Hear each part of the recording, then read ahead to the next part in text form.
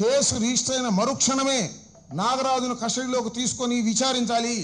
అంతేకాదు నాగరాజుని జ్యుడిషియల్ కస్టడీకి పంపించి మళ్ళా కోర్టులో విచారణకు తీసుకొని పోలీస్ కస్టడీలో విచారణ చేసి వాస్తవాలన్నీ బయటకు రావాలి. అయ్యేం రావట్లా, మొత్తం తుడిచేస్తున్నారు టోటల్గా. చాలా విచిత్రమైన వార్త ఇది. సీసీ ఫుటేజ్ యొక్క దృశ్యాలను మొత్తాన్ని తొలగించేశారు, శవాన్ని బూడిద చేశారు, బూడిదను కూడా మాయం చేశారు. ఇంకేం జరగాలి? సీఐని అరెస్ట్ చేయరు అంటే ఖచ్చితంగా పోలీసులు కాపాడటం కోసం సర్వశక్తులు ఉపయోగిస్తున్నారని చెప్పడానికి తాజా ఉదాహరణ ఈ సీసీ ఫుటేజ్ మాయం. కాబట్టి అందుకే అడుగుతున్నాం, సిబిఐ విచారణ వేస్తే తప్ప దీనిలో వాస్తవాలు బయటకు రావు, దీనిలో దోషులు దొరకరు, తప్పుకుపోతారు.